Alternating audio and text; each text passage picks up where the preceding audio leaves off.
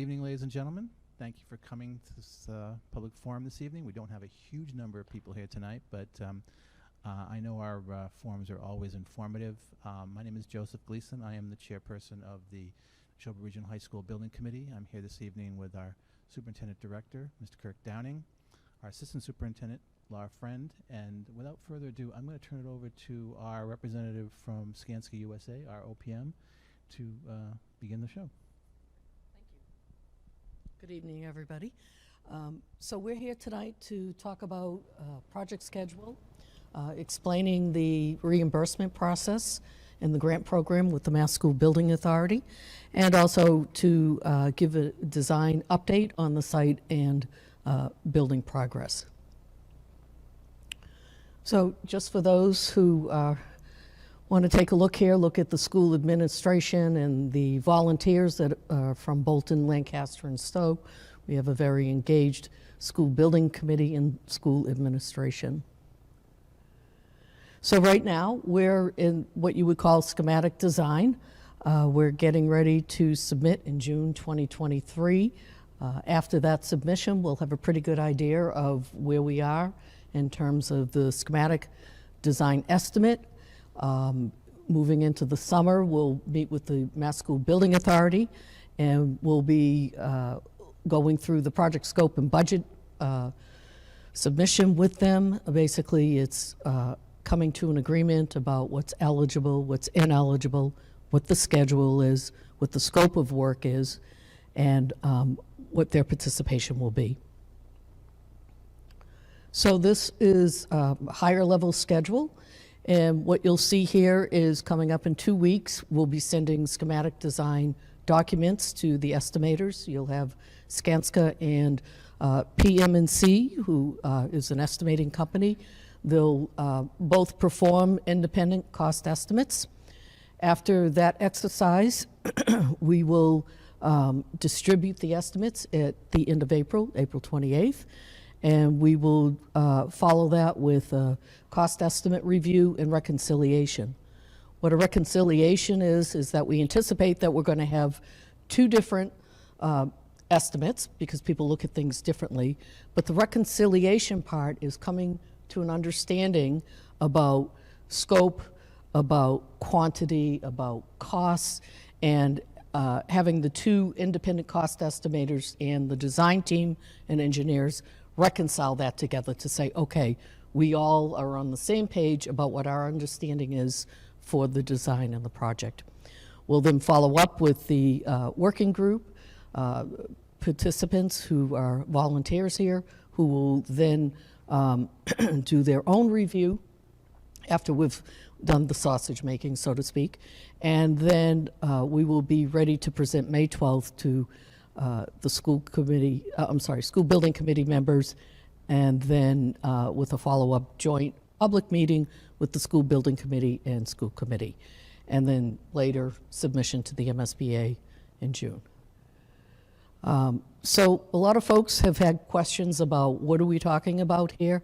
Well, the Mass School Building Authority contributes to the project, but they don't fund the entire cost of a building and the building of a new high school.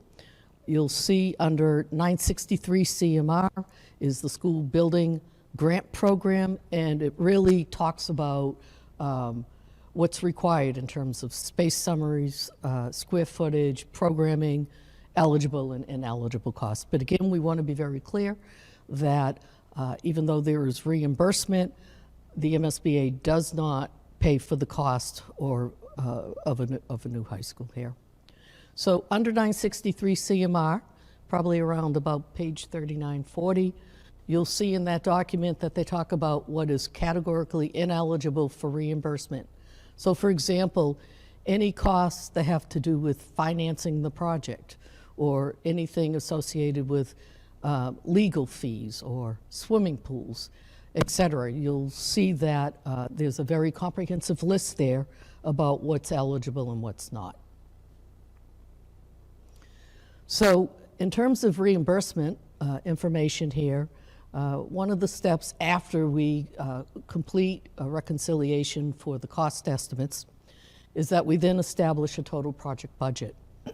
The opportunity here is to apply the MSBA funding policies. They have a document they call the 3011, which breaks out the different categories of costs, whether it's the cost of the feasibility study, the cost for the OPM, moving into the next stage of the project, the cost of design, the cost of construction, any associated contingencies that are carried, the cost of furniture, technology, and contingencies.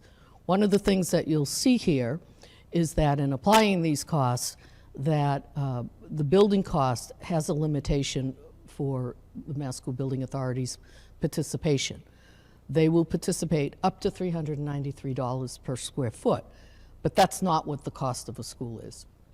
And we're seeing now that currently in today's dollars, the average cost being carried is around $790 a square foot. And then depending on the project and how far you're adding escalation going out in time to the midpoint of construction, that number will vary from school to school. So you'll see the various caps here. Another cap that is offered is that the cost of site work. For some folks, the cost of site work might not be that much as compared to other schools. It's really site-specific about what needs to be done there. So here we're looking at, there's been some questions about, well, what is our reimbursement rate and what is the effective rate? So what we mean by base rate is the rate that the Mass School Building Authority offers to a school district. And then the effective rate is at the end of the project, what do you end up getting reimbursement for? And so you can see that in the lower left-hand corner, it says the average difference between base reimbursement rate and effective rate from all these schools that are highlighted here is 28.81%. So if we were to apply that principle to 53% reimbursement rate for Neshoba, we would then say, well, if this comes true, holds true as it does with other schools, the reimbursement rate would be pretty close to less than 29% of the reimbursement rate. But that's to be determined at the project scope and budget conference held with the Mass School Building Authority. So everything is speculation at this point in time. So if you look at applying the funding policies, we know that the MSBA will participate up to a cap of $39 per square foot on site work. And a typical site cost might be actually closer to about $78 a square foot. Now, if you look at the building cost, okay, the building cost per square foot is capped at $393 per square foot. And the average high school, in today's dollars, based on information in the earlier slide, provided by the Mass School Building Authority, is $790 per square foot in today's dollars. So fixtures, furniture, equipment, and technology, the MSBA offers $2,400 per student, but we find that it's actually usually around $4,000 per student. So other miscellaneous smaller caps that create additional ineligibility is the cap on the designer and the OPM fee, the construction and owner's contingencies, and then any square footage in excess of the MSBA guidelines, for example, like for auditorium space or gymnasium or administrative space. Again, the application of these policies aren't about, gee, should we just eliminate these additional spaces? It was never intended that the Mass School Building Authority would fund the entire project. How is the base reimbursement rate calculated?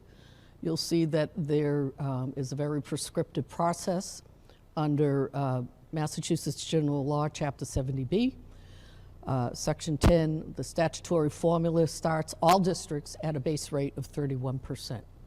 And then the base rate of 31%, there are adjustments made based on 3 socioeconomical factors: community income factor, community poverty wealth factor, and community poverty factor, sorry about that. So additional potential incentive points, 16 at max for any project. Might be for a newly formed regional school district. That wouldn't apply here because you are already a regional school district.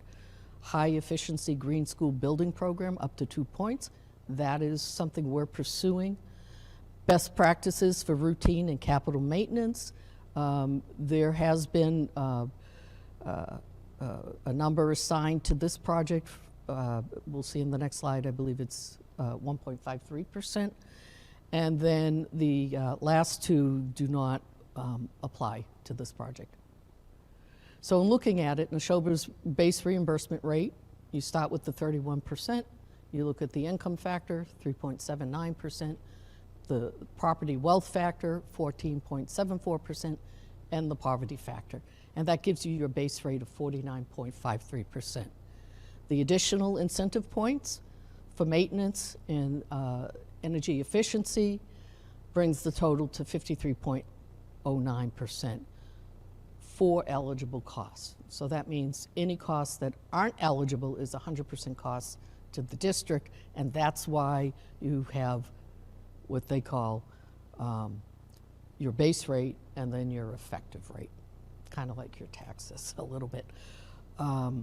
So utilizing data from the preferred schematic report based on the information available at that point in time, we thought that the tentative reimbursement effective rate would be somewhere around 26.59%.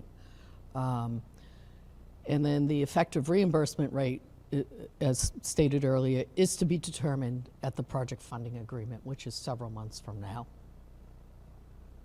So before we go forward, I'll suggest that perhaps we take questions at the end and we move through the design part of the presentation, and then we'll have Q&A. Thanks, Marianne. My name is Joe Milani with Castle Booze.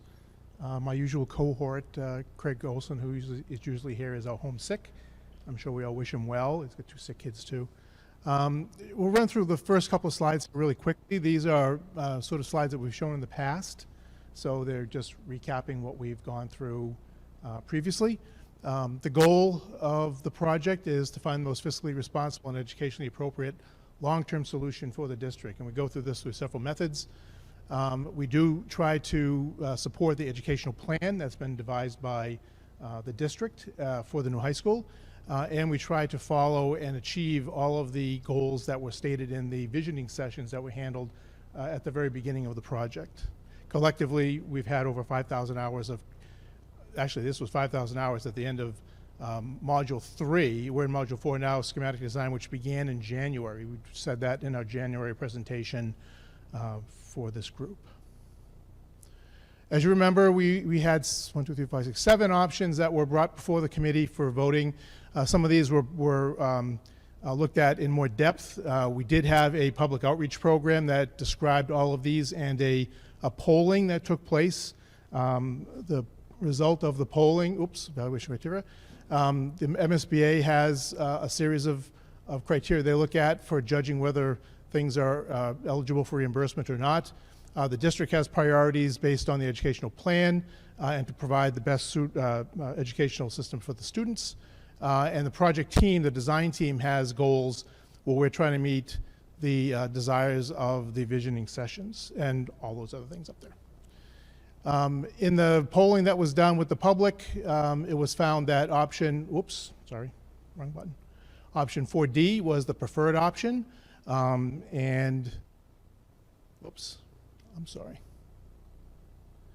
You can see it's by quite a bit over the other 4 that were presented. That was also the selection of the district and the school building committee. Option 4D. Since we had that transition to the schematic design process in January, we've had a number of design meetings with the district, with staff and teachers from the school, with various town officials and boards. We had a meeting just the other night with Planning Board and the Zoning Board of Appeals.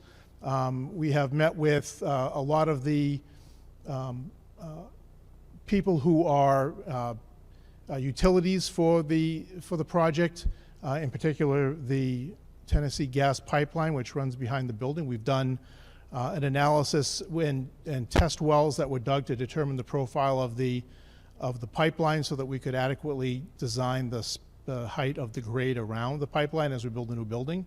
I'm in contact with Tennessee gas people probably twice a month just to be sure that there's no surprises that come up towards the end of the project when they're unaware of something that we're doing in the project. Everything that we do is based on their guidelines and with their permission. There will be some variances we'll have to get to cross that pipeline with some piping, one for the relocated septic line that runs up the side of the site on this side. And another one because the potable wells are going to be located on the northern part of the site, and to cross that pipeline with those potable wells requires a variance with them, but that's already in process. We have had discussions with geothermal consultants to verify that geothermal would be acceptable and utilitarian for this project.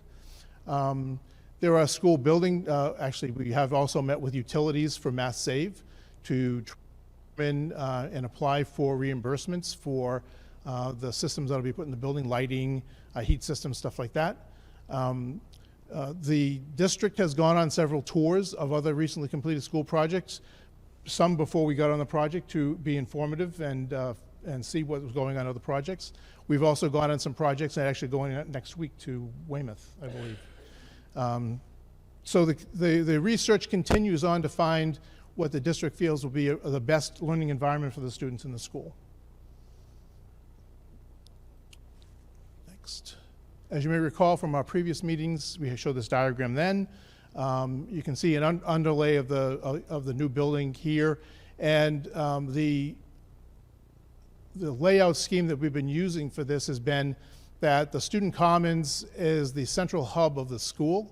All the major spaces are located off of that central hub, with the small learning communities or the classroom spaces, you want to call them, sort of off on the side so they can be secured in the event of an emergency. Here you see the floor plan to date. This is the floor plan as of last week, which is a feat because this changes day to day. We work on this constantly, work on the site plan constantly. We're in contact with the district and other people constantly, and this morphs and develops and gets tweaked all the time. This may differ from what you might have seen in other presentations or what other committees may have had, and that's the reason is that, but this is the most current one. Again, you can see when you enter the building, this is the existing building here. That's one of the constraints that we have on the site. We're fitting this new building between this existing building. We're about 20 feet away at that point. The retaining wall for the football field, which is about 12 feet above the elevation of our building. The pipeline that runs along the back that we cannot impinge at all on that easement. The wetlands and the buffer for the wetlands on the west side, and the pump house station on the south side. So this building is being literally placed in here, but with the thought of making it the most educationally responsible building we can, having the adjacencies of different uses within appropriately placed, located where teachers in our interviews have asked them to be in relation to other spaces in the building. So again, you enter the building, there's a student commons here, which is the cafeteria, and this serves as a central hub, circulation hub for the entire school. All the major spaces are located off of this hub. The auditorium to the north, the kitchen and servery, the gymnasium, the administration, the nurse's office, and the library media center. Beyond this point, the stair going up to the second floor and going into the small learning communities, this gets locked off in the event of an emergency. The classrooms are separated from the public space so that in the event of having a public basketball game or something in the auditorium, that the school can be open, but the student spaces are secured. The small learning communities are basically classroom wings based on having breakout spaces that have the ability to encourage collaboration between different teaching groups. Each small learning community has an administration area and a teacher planning area so that these teachers can collaborate and have group projects within that space. There's a project-based learning space on both floors of the small learning community so that teachers in multiple classes can get together and have an activity, a collaborative teaching event, combining English and math or something else that would allow them to create more interesting learning environment. They find that project-based learning is really one of the better ways to present educational material. The small learning communities are 2 stories high, and the rest of the building basically is 1 story high. Although these spaces, obviously the gym and the auditorium are double height spaces. Again, a small learning community is a group of spaces where the students have all or most of the activities within that group. That's why it's called a community. It has classroom spaces, it has science lab spaces, it has special education spaces to integrate the special education within each learning community, teacher planning for the teachers within that learning community so that they can collaborate and present group projects, allied arts, which would be specialty programs like business or foods or something like that, and then breakout spaces in the common space between those where classroom walls can be opened, where teachers can come out and have group projects between 2 or 3 different classes at the same time and get the students engaged thoroughly in what they're doing. Here you can see a 3-dimensional image of a small learning community.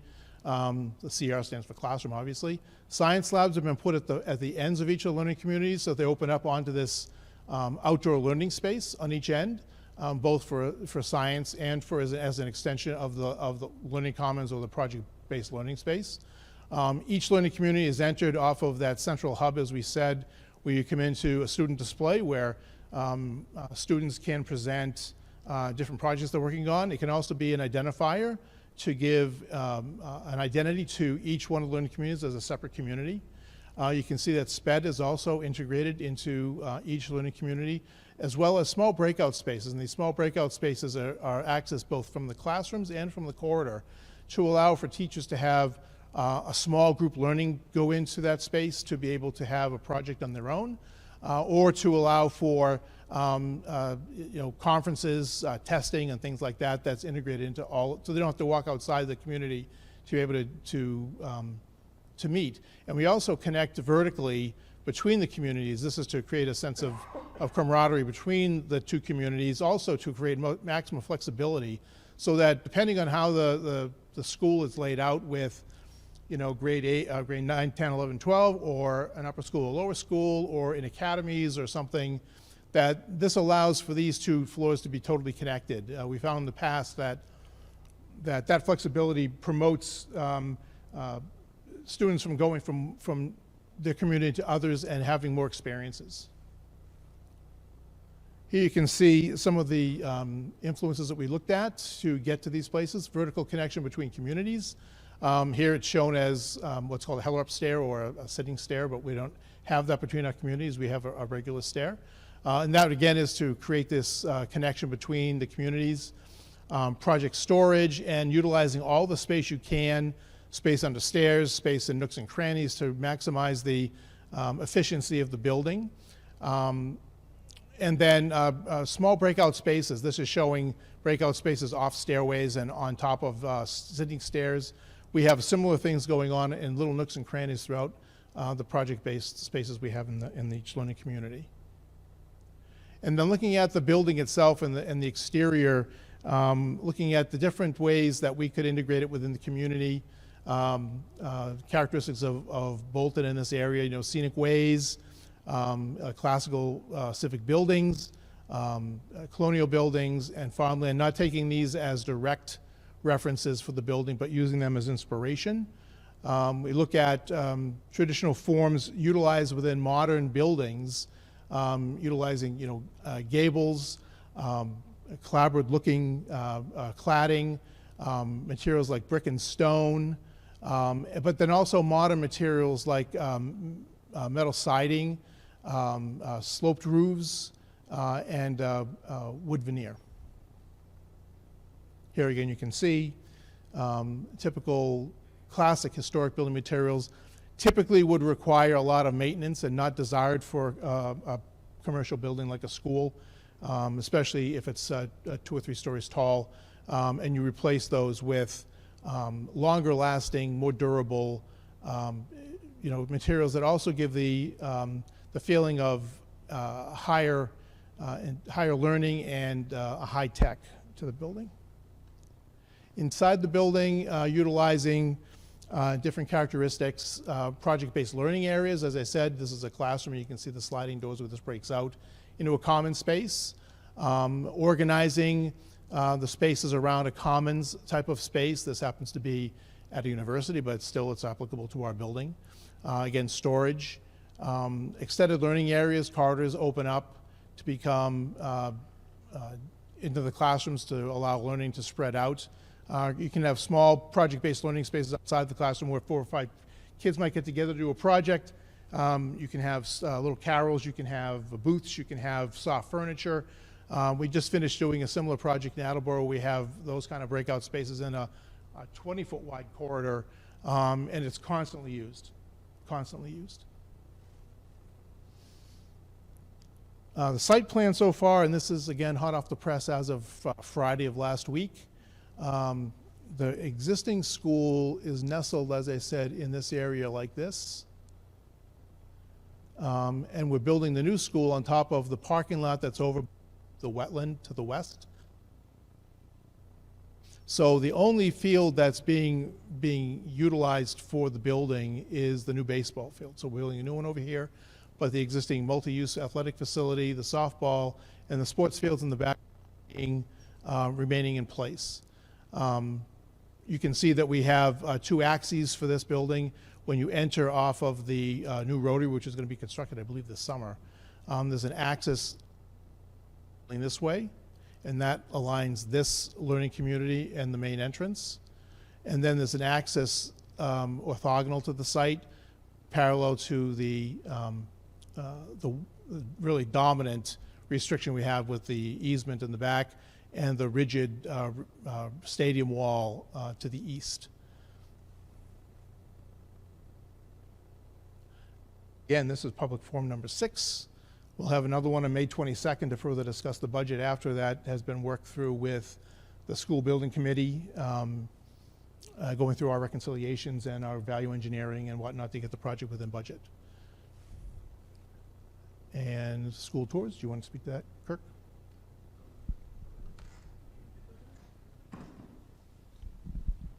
Yes, the school building tours. We're going to have our first round of tours this Saturday, April 10th. I will say we consolidated the 2 tours, so we've confirmed, Ms. Hannigan, 10 o'clock? 10 o'clock this Saturday at the high school. We will have our building tour. Our host will be Mr. Rob Friswick, who will take us around and show us all the various aspects of the building. And Attorney Gleason, our chair, has taken us tour and has advised many people to come to discover all the interesting things about this building that are limitations to the educational program today. The tour that was scheduled for April 29th has been canceled due to demand. And we're going to add a second tour in September. So we're going to plan some back-to-back weekends in September to offer people those tours prior to ultimately having a town meeting. So, okay, and with that, we'll be happy to take your questions. Superintendent Downing, I have one question from the viewers, 18 people watching now. And Kaylin Dudley would like just a little more information about the green measures that we're working towards with the building project. Well, the building is required to be green LEED certified to obtain the 2 additional points from the MSBA.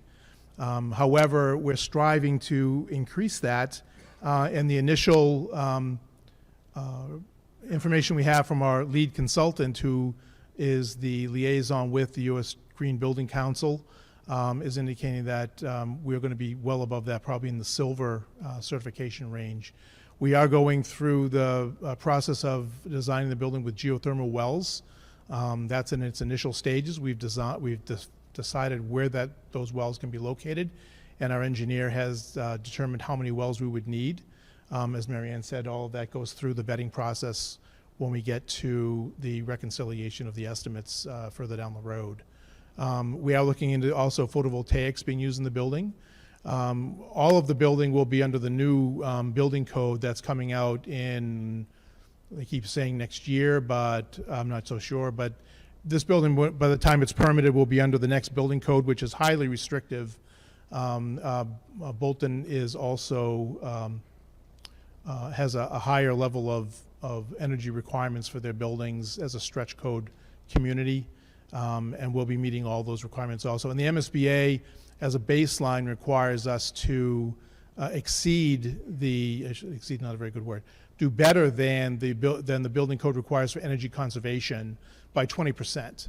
So that's a baseline requirement. That's not even a question that you can or cannot do it. So there are a lot of sustainability activities that take place in the building. We have consultants that also meet with us to determine that. I have one additional question online. Just a question from Rob Romer about timeline for presenting to the Bolton Planning Board. Okay. I'm not sure what we'd be presenting to the Bolton Planning Board. We have already reached out to the planning director, and we met with the ZBA the other day as an informal meeting, just to present the project to them. And I'll be meeting with the building department this Friday to go through the building and the code issues in the building on Friday. But we've already had that reach out to the planning board to have that meeting. Also, as a continuation, once there is an approved project, then the meetings will continue for formal approvals. So we have answered our online questions. Any questions from our audience members this evening? I'll be happy to bring you the microphone.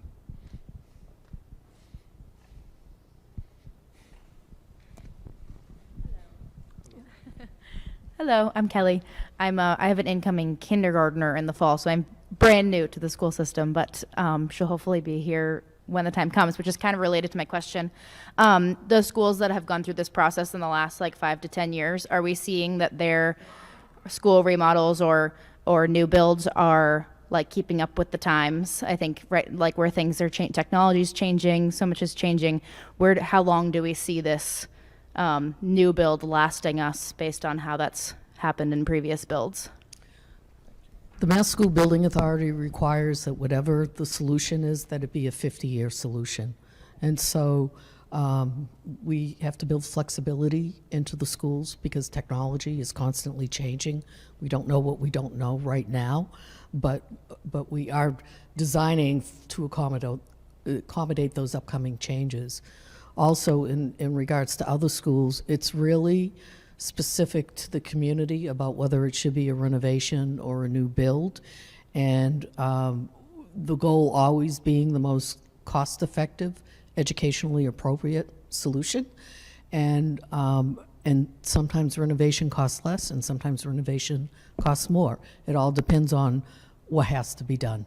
And certainly with a renovation project, you're always looking at the deficiencies in the building as submitted in the statement of interest to the MSBA. So we understand that there are issues with energy efficiency and accessibility compliance and the fact that things just wear out over time.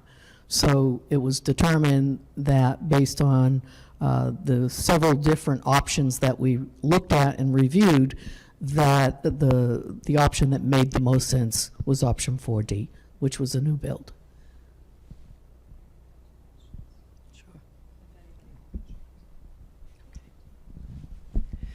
Question from Nikki McGatchie. First a comment and then a question following. The open design ideas for the common areas are beautiful, but how will the architecture affect the overall noise level when there are a lot of kids in there?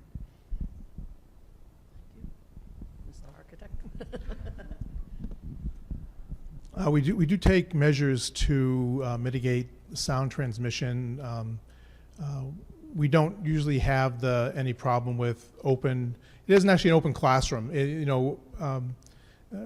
All the schools that were built in the 70s had the open classroom layout have all been renovated or torn down. That obviously didn't work very well. This is really controlled classroom environments where it isn't just open, discussions with a lot of background din. These are project-based spaces, and most of the time, I will probably say most of the time, students are very respectful of that because they understand that that's their environment, and it could be them in a classroom and not in the open space. The open space becomes a special thing as part of the learning environment, and they don't take advantage of it, that I found. One more question? Any further questions from our audience in attendance here?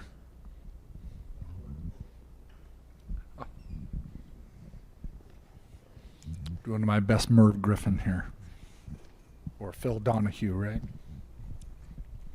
Hi, I'm Kristen. It was a little hard to tell from the pictures, but it looked like the classrooms that were off of the common spaces had a lot of glass. Are they like windows onto the open space? Yeah, the classrooms actually have a variety of characteristics. Some of them will be able to be opened through operable partitions to the common space. Some of them will be open through the operable partitions between classrooms. We do understand the need to provide security, but we're not letting the need to provide security drive our understanding of what makes a good learning environment. We're trying to provide measures for security at the entrance to the classroom. I call them pods, but the small learning communities, rather than making the classrooms into four-walled, cloisters. So the glass forms two things. Firstly, it's passive surveillance, and students are better behaved when, someone isn't looking through the glass at them, but someone could be looking through the glass at them. So if you have a classroom with glass on the corridor, someone could be walking by and they could see him. But the other thing it does is it enlivens the educational environment because students look in and they see stuff going on in the science lab. They see stuff going on in group spaces and stuff like that. And we find that having that interconnection a very enlightening thing for the classroom environment. There's a project that's on every vision systems presentation, High Tech High in California, where basically the walls are all glass in the corridors, and they all open up to the corridors, and there's never an issue with having noise, as was mentioned before, or having security be. I'm hoping security is the issue you were asking about particularly. Security and just distraction. No, we've done other ones, and people in our firm that have worked at other firms also have had glass in classrooms looking out at corridors, and we find that there's no distraction. It's a novelty at first. It's, oh, look who's going by, but, like I said, typically that's a passive surveillance type of thing, and people soon realize that, hey, anybody could be watching me, and so they sort of are on their best behavior all the time. It is not. It'll be a novelty in the beginning, but it doesn't last. Podium. Tom Starr asks, what zoning variances are required? We met with the planning director and the ZBA the other night. There is the only variance that we can see that we would require to get at the moment would be the height of the building. There's a requirement in the Bolton bylaw that the top of the roof of the building can't be any more than 32 feet high.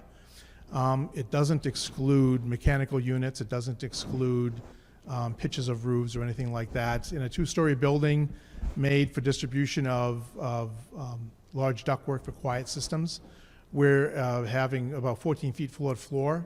So our two-story buildings are 28 feet high, plus whatever we have for roof lines, and the mechanical equipment can be anywhere from 10 to 12 feet high. So there's almost no way that we'll be able to build a building of current mechanical systems and educational value without having it more than 32 feet high. The gymnasium by itself, to be able to meet MIA requirements for basketball and volleyball, has to be more than 32 feet high. The auditorium and the stage, in order to meet the requirements of the educational plan, has to have a stage area that's about 45 to 50 feet high. We are in discussion with the fire chiefs in the various towns to determine what their feelings are to be able to service these buildings above the 32-foot restriction. We'll be following up our discussion that we had with the ZBA last week to determine what we have to do going forward to either get variances or to work with them to work out how we get around the 32-foot height limit. It's just not something you can do in a modern school building. So, yeah. Not yet. We're trying to avoid a wetlands variance. The question I asked if there was a... Yeah, we have had discussions with representatives from the Conservation Commission. We've succeeded in moving the building where it was already previously in the wetlands, wetlands buffer, I should say, outside of the wetlands buffer, which is considered a resource area under the Bolton bylaws. We do have some impingement on the buffer for sidewalk, where it also falls into the area where the existing parking lot is in the existing wetlands right now. So we are having multiple discussions with various people. Dr. Boynton?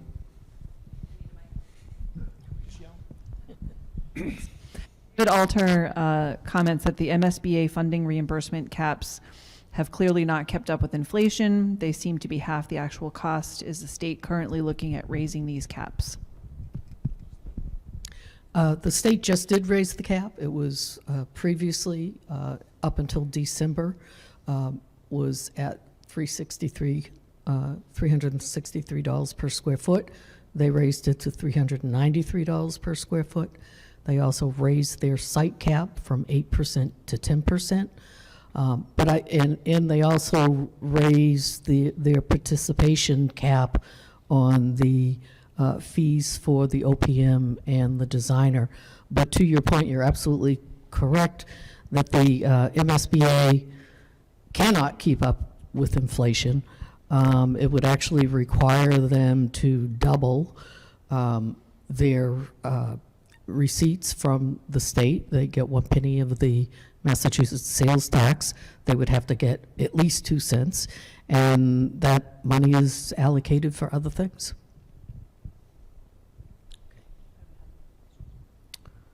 Okay, if there's no other questions from our audience, and seeing none, I would like to now turn it over to our chair, Attorney Joe Gleason. Before we close out the forum, I do want to just do my best to gild the lily here tonight. You heard from Superintendent Downing about the upcoming high school tours, and I've been banging the drum on those tours. If you have any interest in really seeing what this school looks like from an all-access point of view, please get in touch with the district through our social, so our social media platforms, and sign up for it. It's really a fascinating look behind the scenes.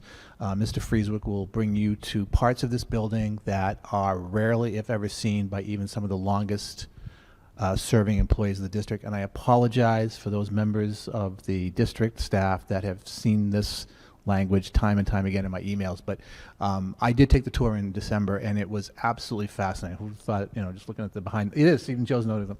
The thing I wanted to gild the lily even further is to thank Mr. Milani, Ms. Williams, Mr. Olson for their time last week before the zoning. That meeting, though informal, was recorded, and it was, if you're into zoning, it hour or so of, yeah, it was really interesting. The height issue, town like Bolton, it was an interesting take. So if you're interested in hearing what Mr. Milani had to say, and it was very good, by the way, Joe, it's excellent, by the way, excellent presentation, take a look at that. So Without further ado, we'll get out of here in less than an hour, and I will thank everybody for being here tonight. Please keep abreast of our monthly meetings. Our next one is April 6th. So without further ado, thank you very much for coming.